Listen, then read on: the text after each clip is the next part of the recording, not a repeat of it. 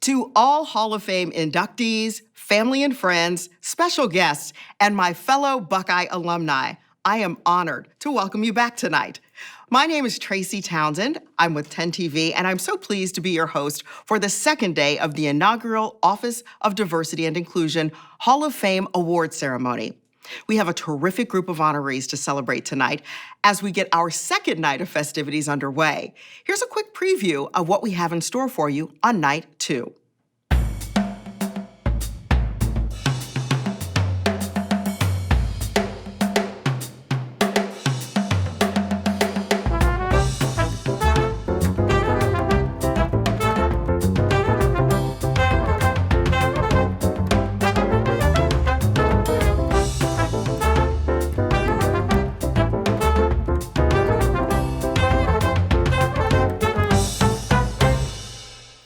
We have a great group to honor tonight, including 5 individuals who have meant so much to the causes of equity and justice.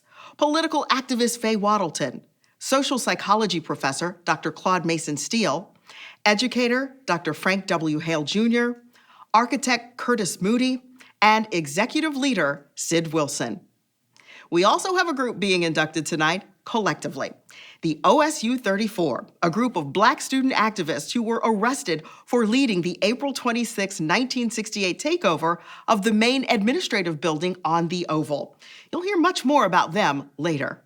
Our first honoree tonight is Miss Faye Wattleton, a reproductive rights activist who was the first Black and youngest president ever elected to lead Planned Parenthood.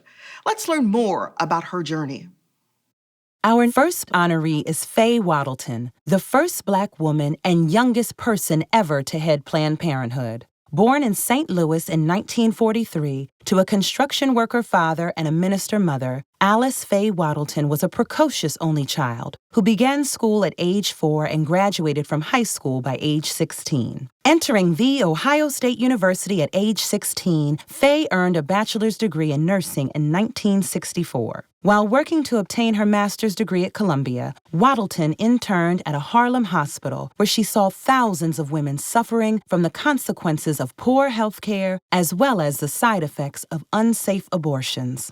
While working as a nursing instructor and serving as Assistant Director of Nursing and CEO at the Visiting Nurses Association for the Dayton Health Department, Miss Wattleton began a neighborhood prenatal care program that became a model for agencies nationwide. Heading the Miami Valley chapter of Planned Parenthood after serving on the local board, Wattleton led a 6-county expansion of reproductive health and education programs, including training for resident physicians, public school staff, and international family planning service providers. Her successes in the Dayton area led Wattleton to be appointed as president of the National Reproductive Rights Organization in 1978. At the time of her appointment, Wattleton was the first Black and the youngest person ever to lead the venerable group. With the abortion debate a national lightning rod, Wattleton steered her organization through a difficult period in the 1980s when Planned Parenthood clinics endured shootings, bombings, and fires as employees were killed or injured. Throughout her 14-year tenure, Wattleton kept the focus on the essential rights of women to make their own choice about their bodies. As she shaped the group into a vibrant grassroots advocacy network and powerful lobbying force, Wattleton expanded Planned Parenthood's range of services, allowing them to reach 5 million women by 1990. When Wattleton stepped down from Planned Parenthood in 1992, the organization was the 7th largest nonprofit organization in the world. After leaving Planned Parenthood, Wattleton pursued a career as a TV talk show host and formed the Center for the Advancement of Women, a nonprofit think tank conducting research for public education and policy advocacy. Under her leadership, the organization received international acclaim for its groundbreaking research and advocacy on women's opinions, experiences, roles, and status in society. In more recent years, Wattleton has become a co-founder and director at AeroQ, a quantum computing company. Inducted into the Ohio Women's Hall of Fame in 1986 and the National Women's Hall of Fame in 1993, Wattleton was given the Ohio State University Alumni Medalist Award for National and International Career Distinction in 2014. Miss Wattleton currently lives in New York City and has a daughter, Felicia Megan Gordon. Why do I think this award is important? I think it's important because it's really very vital that it be understood that people of color can achieve success at Ohio State. There certainly is always more work to do. There's always a challenge that we could always do better. We live in a society, and the same aches and pains that afflict our society, I'm sure even today, can be found on Ohio State's campus. So it doesn't mean that we are perfect, that our alma mater is the ideal, although it was ideal for me at the time. But it means that we can always aspire. And this, I hope, will be an award that is aspirational for people who think about coming to Ohio State and who think about becoming engaged in diversity and inclusion activities. It's a very important signal that Ohio State really did nurture and did push into the world a lot of well-prepared people that hopefully have made and will continue to make a contribution.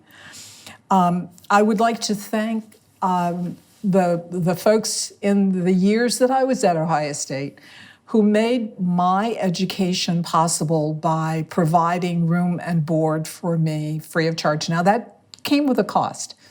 My roommate, Jan Ruffin, who was gone on beyond, and I did not have the means, and had it not been for those facilities and those resources that really came out of our sweat equity too. We spent a lot more time on the board learning our craft, but also providing woman power for the university, hospital, medical, and the medical center.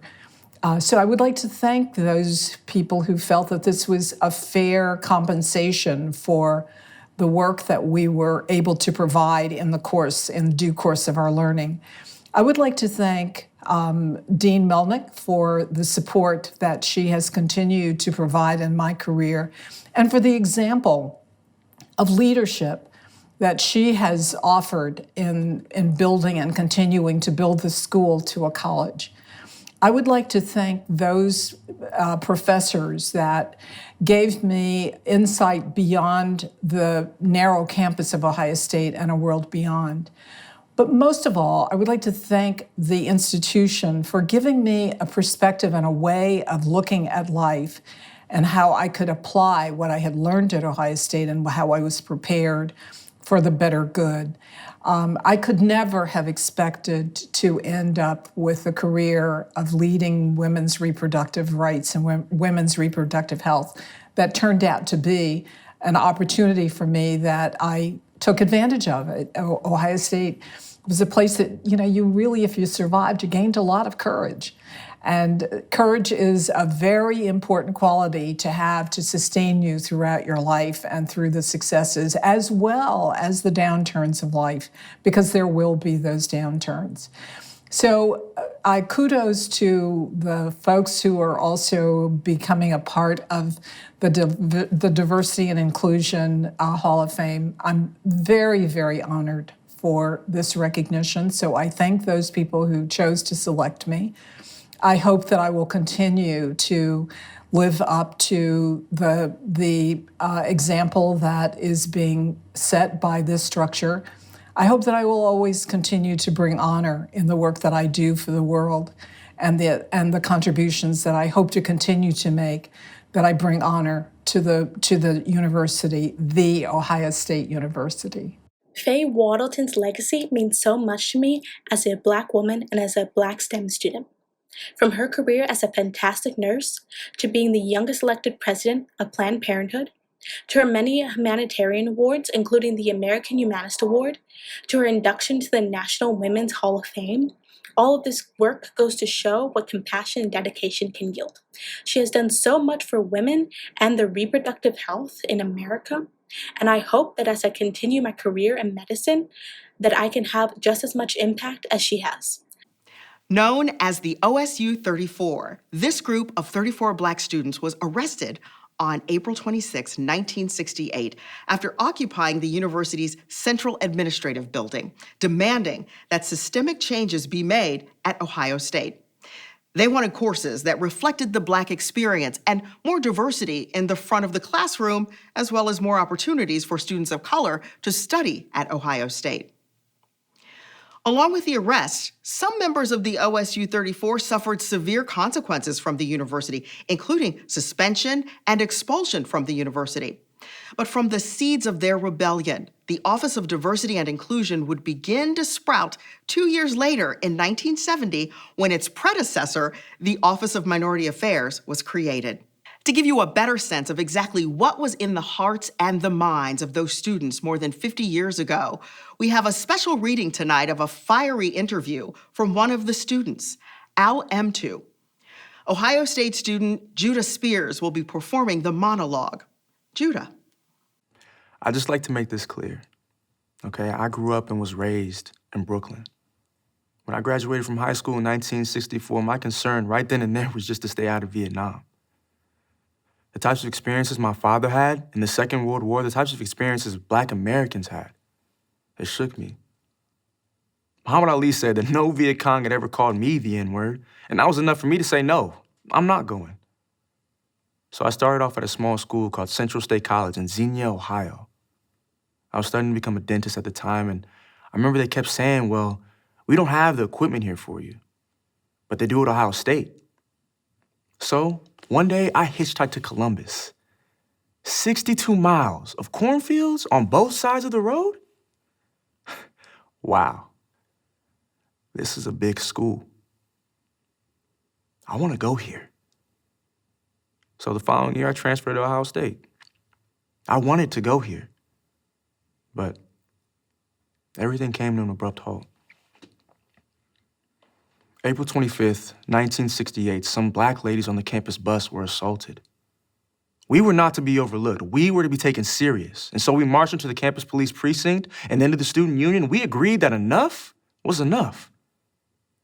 April 26, 1968, I remember the day that Black students at Ohio State fought the power. We took a concern straight to the second floor of the administrative building where we knew all the officials would be. Our key demands? To establish a Black Studies department on campus, to have Black faculty be involved in housing discrimination on and off campus, and justice for the women accosted on that bus. An offering of agreement, a time of elation, but I wasn't jubilant. I went to the Oval and made an appeal to the white students there. Now is the time to assist your comrades, your Black comrades. But they identified many of us. They tried to offer us some type of stipend to be involved in the conversation with the university, but the fear had been placed in all of us. We were all afraid. I just focused on graduating. I got a Bachelor of Science in 1970, and I returned immediately upon graduation in New York City. 62 miles, cornfields. I wanted to go here. On my way back, I got picked up by the sheriff. "What are you doing here?" he said. "I'm just trying to hitchhike back to Xenia." "You know what? You better get out of my town by sundown. I want you out of my town by sundown." So I left. Our next honoree is the OSU 34, a group of Black students who were arrested during a takeover of the main administrative building in 1968. They came from towns big and small: Cincinnati, Cleveland, Columbus, East Liverpool, Middleton, Brooklyn, New York, and other points in between. They were first-year Buckeye students on up to graduating seniors, studying various subjects, a mix of social work, education, commerce, and liberal arts. They were the OSU 34, a group of Black Student Union members arrested in the aftermath of the impromptu takeover of the main administration building on April 26, 1968. And the university would never be the same after they took their stand against education inequality, racial disparities, and police misconduct. The occupation began that morning after 4 Black co-eds were forced off a shuttle bus when the white driver asked them to stop discussing a recent Black Student Union meeting. When Ohio State Police were summoned, 2 of the young women were manhandled by the police, according to the students. When a group of Black students were refused admittance to the police station to file a complaint, 40 students headed for the main administrative building, now known as Bricker Hall, determined to have their voices heard. We got into the administration building to try and talk about the situation, and we were told, "Oh, the police didn't do anything. The meeting is over," recalled John Sidney Evans, the spokesman for the Black Student Union. And I basically said, "The meeting isn't over until we said it was over." As the day wore on, the students refused to let Gordon Carson, the university's vice president for business and finance, leave their meeting without first agreeing to their demands. While the shuttle bus incident pushed the students into action, the changes the students sought had been a topic for weeks and a series of meetings with university administrators. The Black Student Union wanted more courses that reflected the Black experience, Black faces in the front of the classroom, and more opportunities for students of color to study at Ohio State. With the Black students occupying Gordon's office on the second floor, a few members of the group slipped away and headed to the Oval to rally white students. As the afternoon wore on, a wave of white anti-war activists flooded into the first floor of the building, serving as a potential buffer between the Black students and the police who were rumored to be on their way. While the confrontation ended after the Black students were assured changes would be made, a grand jury eventually indicted 34 members of the Black Student Union, charging each member with felony kidnapping and conspiracy charges, as well as trespassing. Ultimately, the most serious felony charges against the students were dismissed, leaving most to plead guilty to misdemeanor trespassing charges. But 8 members of the group were expelled by the university for their roles in the occupation. While the tactics of the Black Student Union and those known as the OSU 34 can be debated, there is no doubt that their principled stand brought major changes to Ohio State. In 1970, the Office of Minority Affairs, now known as the Office of Diversity and Inclusion, was created by University Board of Trustees to begin addressing the systemic inequities brought to the forefront by those students. A half-century later, the Office of Diversity and Inclusion proudly considers the OSU 34's rebellion to be an act of great service to the thousands of historically underrepresented students who followed in their footsteps. It was nothing less than the day that the movement for greater diversity, equity, and inclusion was born at Ohio State. This is my mother, LaVera Brown. She was LaVera Henry 52 years ago. And I am so thankful that she is here and will acknowledge or be aware that the OSU 34 being honored. She is one of the 5 parents who came to the university, actually to the court, and was on the witness stand to attest to us as young people, good students. Thank you, Mother. At the time that all of this happened, I don't even think that we were thinking about consequences as we were about what had been done unto us. So no one ever thought that, oh, we're going to end up, being indicted. We're going to end up, being expelled. That was not things that were more forefront in our minds as it was about having that important conversation and getting some resolution about how we felt and how unworthy we felt because of what had happened to us. We had a very small group of us, core group, that began to meet around the issues that concerned Black Americans at that time, which were housing and primarily the discrimination of housing both on and off campus was the number one concern we had. You should not assume that somebody else will do it. Mm-hmm. And the other part of that is it doesn't take a lot of people to create something which can can move its own momentum.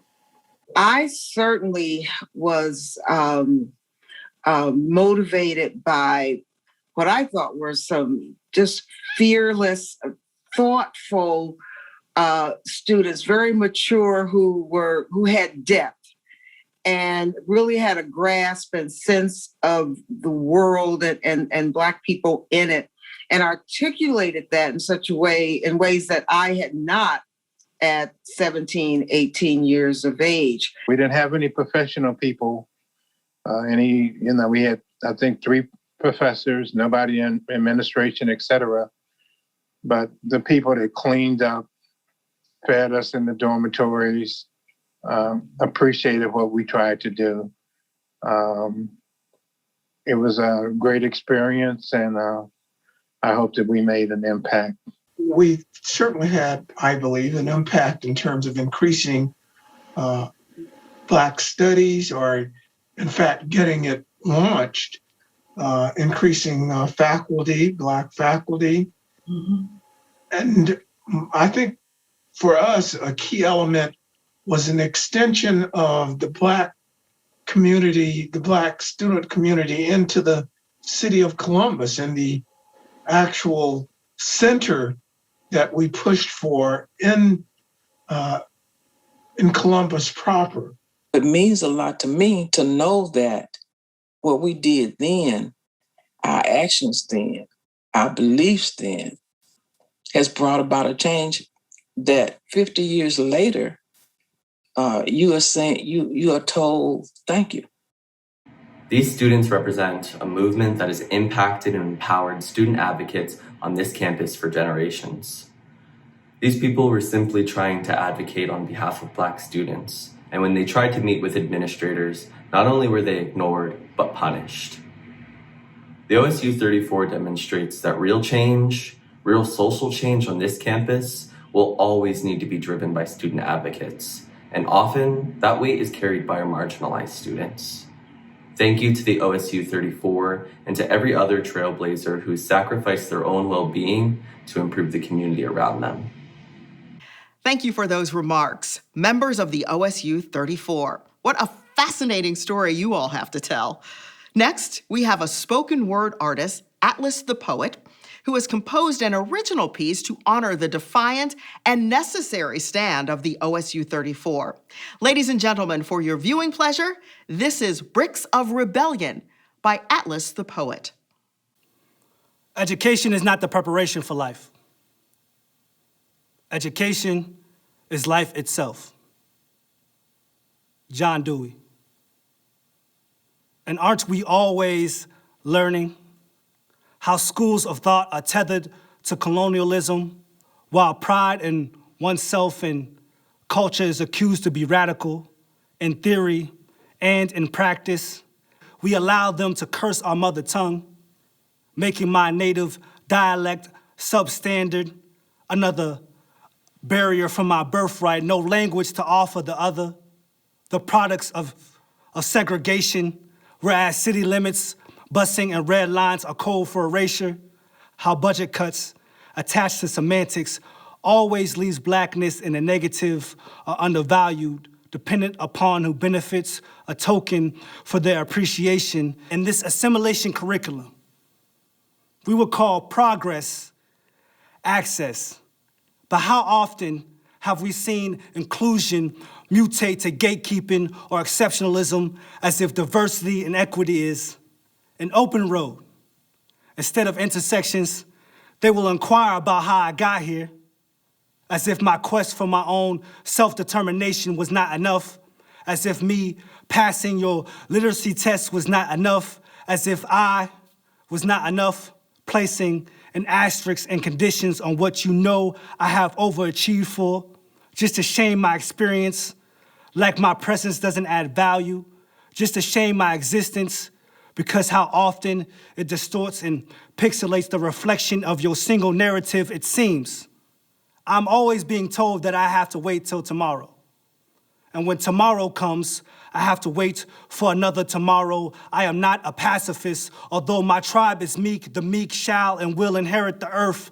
My foremothers and forefathers were forged through fire, brimstone. No longer will you render us invisible. No longer will you render us minuscule. While standing in soil that is seeped in my ancestors' blood, standing on the shoulders of giants, it is their legacy that provides proper footing, a foundation, carved out a space for me to be whole, and it's built on the bricks of rebellion.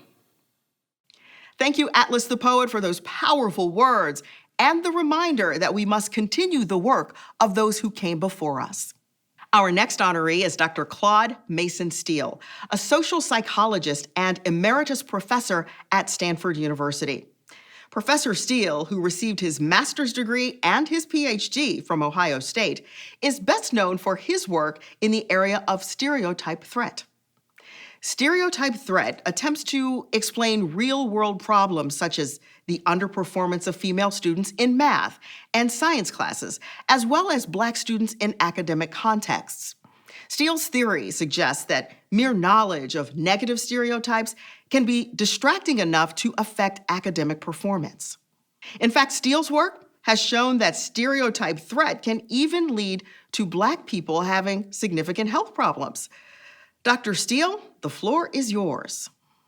Our next honoree is Claude Mason Steele, an influential social scientist and educator. Born in 1946 in Chicago to a white social worker mother and truck-driving Black father, Claude Mason Steele's family was deeply involved in social issues and the civil rights movement of the 1950s and 1960s. In fact, his parents met while working for the Congress on Racial Equality, a pivotal civil rights organization. With issues of racial equality, rights, and the nature of prejudice swirling in his young mind, Claude decided he wanted to study the subjects in a scientific manner, especially the effects on social relationships and the quality of life. After earning his undergraduate degree in psychology at Hiram College in 1967, Steele landed at The Ohio State University, where he earned his master's degree and eventually his PhD in social psychology in 1971. One of the most influential social scientists of the last half-century, Dr. Steele is best known for his breakthrough work on stereotype threat and its application to minority student performance. Our work emerged more from an interest in trying to understand the nature of race and how race might affect academic performance in general, Steele told PBS in 1999. It's out of that general interest that we began to uncover some things that we didn't expect really, that seemed to be new candidates for explanation of where this gap in test performance is coming from.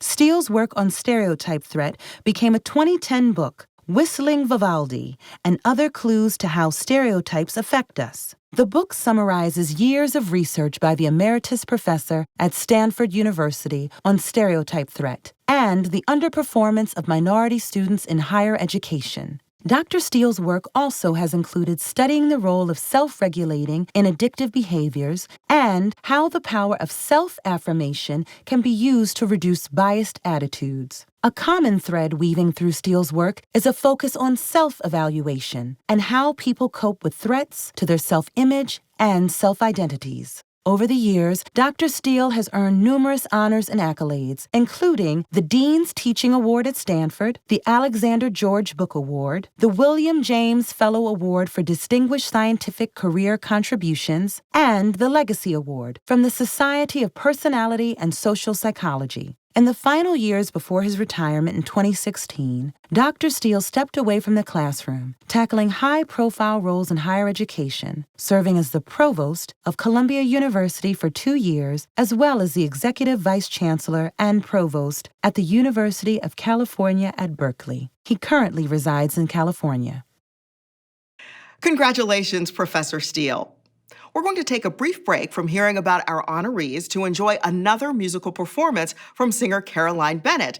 She had us all feeling good last night. Tonight, she will be performing You Gotta Be by Desiree. The stage is yours, Caroline.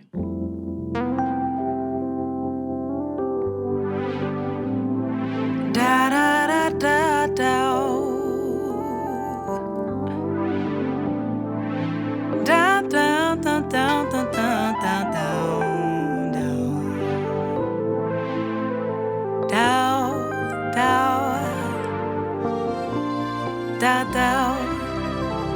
Listen as your day unfolds.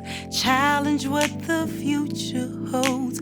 Try to keep your head up to the sky. Lovers, they may cause you tears. Go ahead, release your fears. Stand up and be counted. Don't be ashamed to cry. You gotta be bad. You gotta be bold. You gotta be wiser. Yeah. You gotta be hard. You gotta be tough. You gotta be stronger. You gotta be cool. You gotta be calm. You gotta stay together.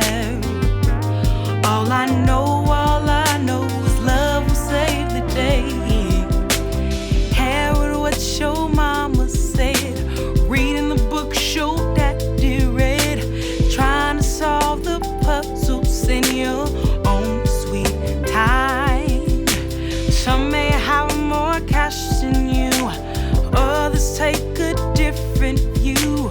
My, oh, my. You gotta be bad, you gotta be bold, you gotta be wiser. You gotta be hard, you gotta be tough, you gotta be stronger. You gotta be cool, you gotta be calm, you gotta stay together. All I know is love will save the day. Time asks no questions, it goes on without you, leaving you behind if you can't stand the pace. The world keeps on spinning, can't stop it if you try to. The best part is danger staring you in the face.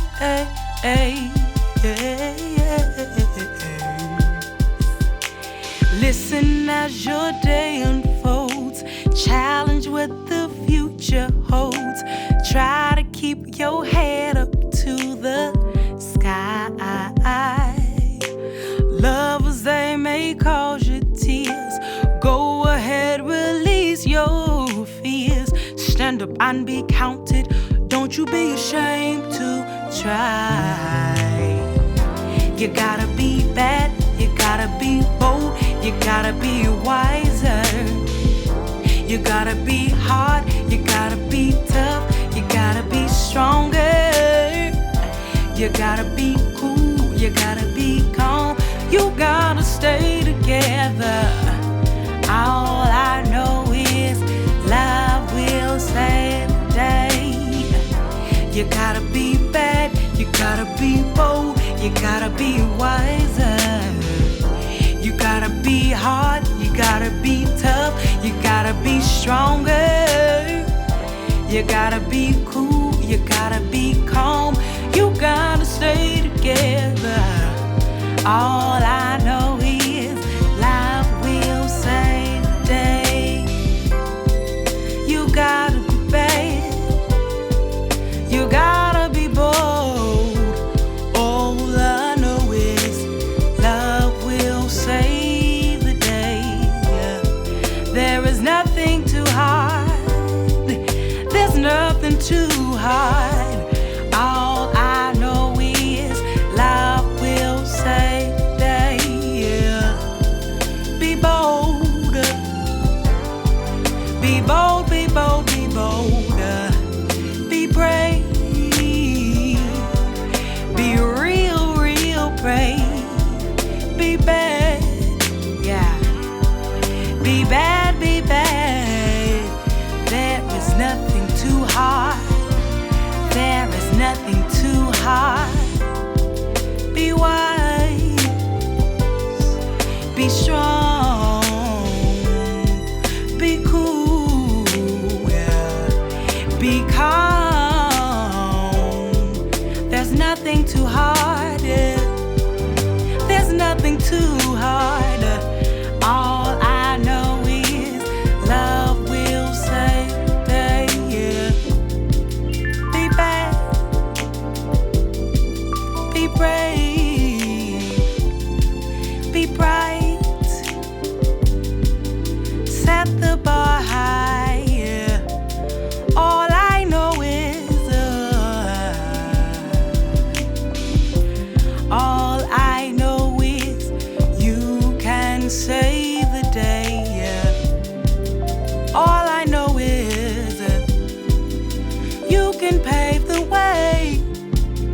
All I know is if you would just but be brave, be brave, be brave, be brave, be brave, yeah. Oh, yeah.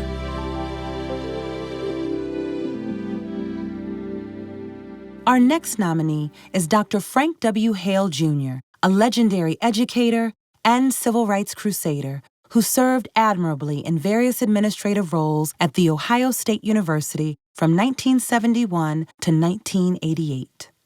Born in Kansas City, Missouri in 1927, Frank W. Hale, Jr. grew up in Topeka, Kansas. He went on to the University of Nebraska, where he earned his bachelor and master's degrees in communications, political science, and English before heading to The Ohio State University. In 1955, he graduated with a Ph.D. in communications and political science from Ohio State. Hale served as a full professor and chairman of the Department of English at Central State University, a historically black college, for 7 years before taking the presidency of Oakwood College in Huntsville, Alabama in 1966. After 6 years as Oakwood's president, Dr. Hale returned to Columbus to take the position as Associate Dean and Chairman of the Fellowship Committee of the Graduate School at Ohio State. Told by department chairs that no qualified black students were applying to graduate programs, Dr. Hale and his trusted aide, Rose Wilson Hill, began a graduate school recruitment program, fanning out across the country to meet undergraduate students at historically black colleges and universities.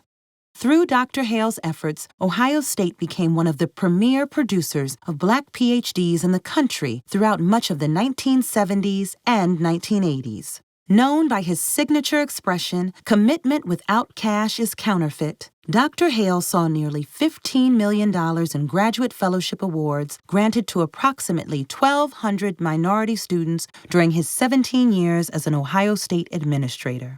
80% of these fellowship recipients earned master's and/or doctoral degrees. As the Vice Provost for Minority Affairs in 1982, Dr. Hale launched another flagship program, the Minority Scholars Program, which awarded more than 500 scholarships before his retirement in 1988. Known today as the Moral Scholarship Program, this flagship Diversity Merit Scholarship Program continues to offer opportunities to hundreds of students from diverse backgrounds each year. Married to retired elementary school teacher Mignon Scott Hale, Dr. Hale crusaded for the rights of blacks within the Seventh-day Adventist Church throughout his lifetime. In 2010, Dr. Hale was inducted into the Ohio Civil Rights Hall of Fame.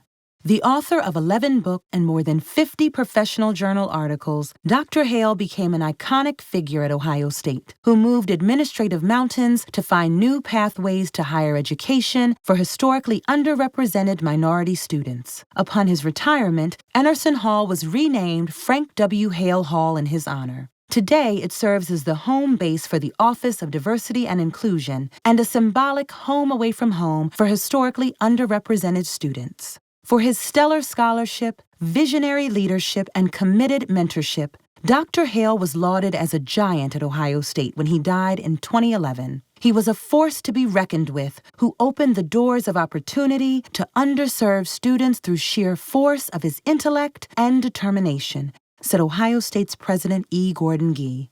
Frank Hale richly deserved the honor of having Hale Hall named for him. Indeed, a small piece of this campus carries his name, but every inch bears his imprint. I knew my husband as a man who was deeply concerned about the civil rights struggle of the past and how it could be transmitted to today's generation of young people in a way that would help them face the legacy of their ancestors with pride and with an energizing wake-up call that would shake them up from the unspeakable tragedy of indifference. Frank would often say in his speeches, "Not to know who you are is to let others define who you are and what contributions your ancestors have made. If people can define you, they can confine you. We are confined when we allow others to omit evidence of our achievements in the canons of historiography." This award gives me hope that my husband's legacy for social justice and civil rights will continue to inspire others in our public and academic communities. For me, Dr. Frank Hale's legacy means opportunity and community. I could go on and list his various achievements, from being a researcher to an author to an educator to a civil rights crusader and so much more. But what matters most to me is the impact he has made for Black and Brown students like myself on this university's campus. In 1982, he founded the Minority Scholars Program, which is now known as the Moral Scholarship Program. This tuition-based scholarship has granted me and so many others the access to have a college education.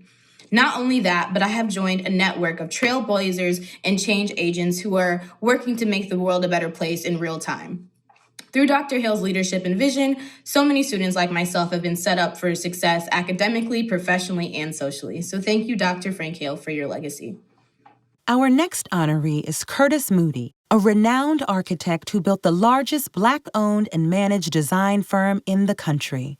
Born in 1950, Curtis Moody grew up in a row house in the Wineland Park neighborhood in a family of 7. A 3-sport athlete at Columbus North High School, Moody became interested in becoming an architect after seeing drawings of buildings and houses on the drafting table of a contractor who was friends with his father. Told by a high school guidance counselor that Blacks don't do that and it was wishful thinking for him to consider becoming an architect, Moody turned down more than a dozen scholarship offers to walk on the basketball team at The Ohio State University because of the school's architecture major. I'm glad that I didn't listen, and this is something that I passed on to my children and what I tell young people today, Moody said during a recent interview. The only thing standing in between what you want and are going after is you. Starting his own architecture firm in 1982 with a single employee, Moody quickly combined forces with engineering firm Howard E. Nolan, and the powerhouse firm of Moody Nolan was born. More than 300 design citations and awards later, Moody Nolan is the largest Black-owned and managed design firm in the country, with more than $750 million in building construction each year. While the Moody portfolio stretches from coast to coast, Moody's fingerprints are all over Ohio State's campus, having served as the principal architect on the new Ohio Union, the Covelli Center, the Jesse Owens Memorial Stadium, and Recreational and Physical Activity Center, better known as RPAC. But Moody's favorite project at Ohio State was building Value City Arena, home to the Buckeye basketball teams. Being an alumni, participating in the athletic program, and now creating a place for new student athletes to make their own connections and memories is truly special, Moody told the Dispatch. While Moody's company has become a household name in the architecture world, they were the first Black-owned company to be given the Architecture Firm Award in 2021. He readily recalls struggling to gain respect, even once being asked by a prospective client if he really did the design work that he claimed to have done. In recent years, the city of Columbus has praised Moody for his work transforming the historic Near East Side by designing and renovating theaters, schools, and parks while remaining true to the culture of the community over the past 35 years. And there's also the Legacy House project that Moody designed and built in the Linden area, a mortgage-free single-family home that the architect gave away to a single mother of 3. We had the desire to see something more tangible in our charitable giving, Moody said in 2018. We determined that since we are architects and what we do is design, why don't we do something that is within our wheelhouse? It's all part of Moody's philosophy of paying forward to a community where his firm has found groundbreaking success over the years. An avid fisherman, Moody and his wife Elaine spend plenty of time near the water, living in a home designed by Moody himself that overlooks Hoover Reservoir. I think my father's legacy is I like borrow from him. He talks about the project we did called the Legacy House, and he talks about it as a drop in the ocean that can begin to create waves. And I feel like we're at a point in time where we're beginning, the boat is rocking a little bit, because I feel like we're at the beginnings of some long needed changes. And I feel like his legacy is to be, many drops in the ocean. And, it's beginning to create ripples, and it's finally at that point where it's rocking the boat and people are noticing. And, hopefully when we look back, years and years from now, it'll be a tsunami. So yeah, the waves of change. So I've always felt that perseverance by any individual is something that really needs to be encouraged amongst us, because we've all heard the phrase, if you get knocked down, get back up and all that. Well, perseverance is just that. It's you run into obstacles, and you can't let that obstacle be the determination that you're not going to go any further than what that obstacle maybe allows you. You either go over, around, under, or some kind of way. You find a way to address that obstacle, and don't let it defeat you, because there's going to be plenty that just are life. There's going to be obstacles that come up, and then there's going to be people that just doubt. They just are built that way, and you can't let those that feel that way be the ones that make you take a different course than what your passion leads you to. His legacy is much different than, and he's passed the baton. It's very much an us legacy, and it's a platform that he built, a platform for us all to take advantage of. So I really do think a part of the legacy of that platform is to continue to build and continue to find, more plateaus, to give more people access, to have the opportunity to say, hey, I could do this or I could do that. That is really what the future is. And I think part of that legacy is going to be, always continuing to look up and question, can we do more? I'll first thank my wife as somebody that supported me in everything. She was there at the beginning when I started the firm, the highs and lows, and with me now. That's a great thing. And then kids, I've been fortunate to have 3 good sons.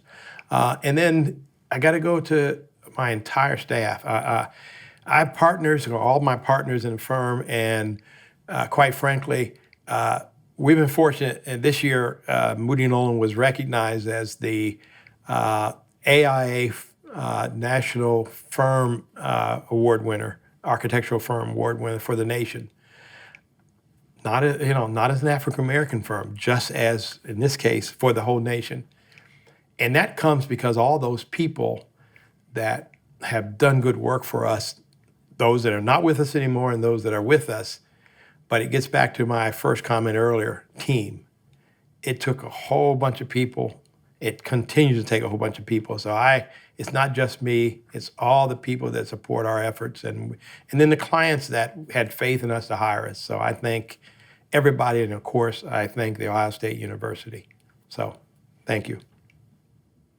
Our next nominee is Cid Wilson, a legendary Wall Street financial analyst and current CEO of the Hispanic Association on Corporate Responsibility. Born in Washington Heights in New York City to Dominican parents, Cid Wilson grew up in Bergen County, New Jersey. After attending high school in Paramus, New Jersey, Wilson headed off to The Ohio State University, where he earned an economics degree in 1994. As an Ohio State student, Wilson served as the first Afro-Latino head of the Latinx Student Association, where he led a successful petition drive to get Spanish-speaking channels Telemundo and Univision added to the local cable lineup. Wilson said the fight was a reminder that we can all make a difference. Let's not wait for someone else to be the solution, he said. We can be the solution to the many challenges that are happening in our society. While working as a waiter at a Pizza Hut in college, Wilson took an unpaid job in the mailroom at a Columbus, Payne, Weber and Company, telling his boss, "If I'm not the best mailboy you ever had, you can fire me." The 4-month unpaid job led to other opportunities at the investment firm, and by 2006, Wilson was ranked as the nation's top specialty retail analyst by Forbes. Today, Wilson uses the story of his improbable rise from the mailroom to the boardroom to inspire a network of young leaders who he mentors. If a male boy can become a #1 ranked Wall Street analyst, there's nothing anybody can't do. In 2009, Wilson was appointed by President Barack Obama to the National Museum of the American Latino Study Commission. While the proposed construction of a new Smithsonian Museum on the National Mall has yet to happen, Wilson continues to lead advocacy efforts at continuing congressional support for the museum's completion.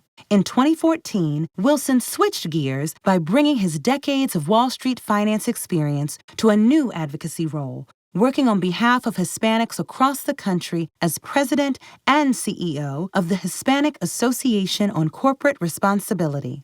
In this role, Wilson directs programs that advance Hispanic inclusion in the areas of employment, procurement, philanthropy, and governance at Fortune 500 companies. Wilson's goal is simple: increase representation of Hispanics at all levels of corporate America.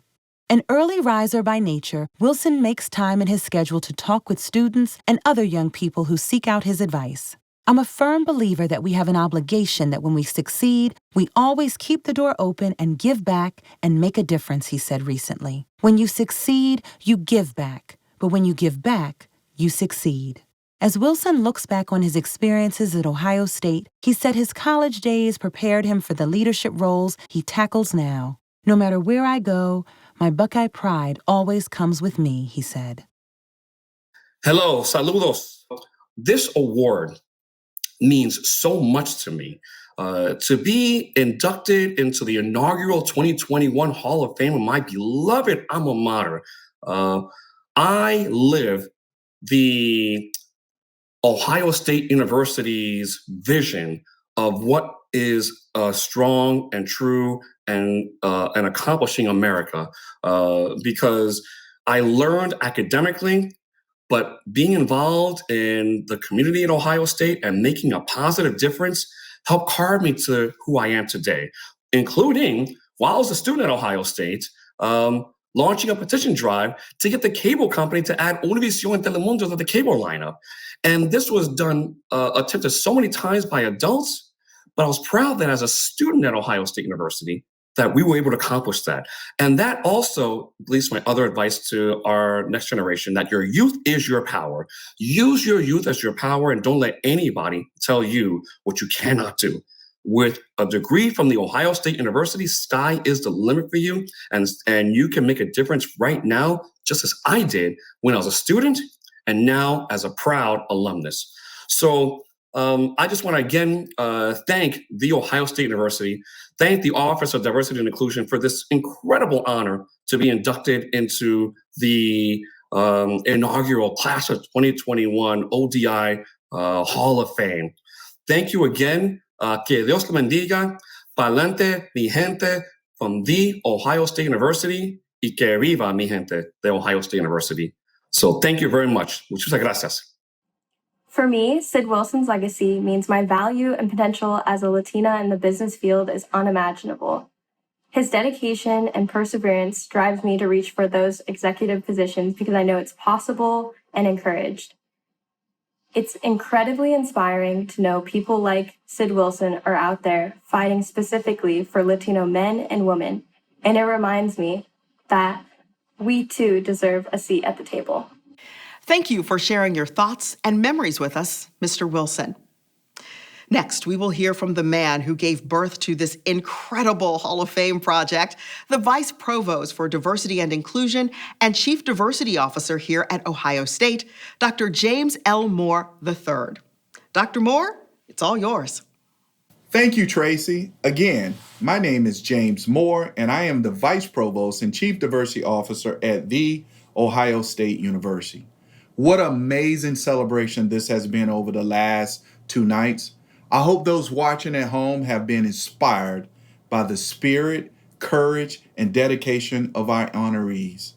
I would be remiss if I did not take a moment to thank our Hall of Fame co-chairs, Kimberly Lowe Michaela and Yolanda Zapata, as well as ODI's Advancement Communications team, for all the hard work they put into making these 2 nights a success. They make us all look good. Here at ODI, I am very proud of how this ceremony highlights the profound accomplishments of our honorees. This COVID-19 virus has shown us that the stakes have never been higher for humankind. It is critical that society taps the brain power of scholars from every background and zip code to solve the world's biggest problems, to find sustainable answers to the questions that will dominate the coming decades. Our country needs individuals who can synthesize facts and work individually or as a part of a team and learn across boundaries with empathy and understanding like those students found in our office.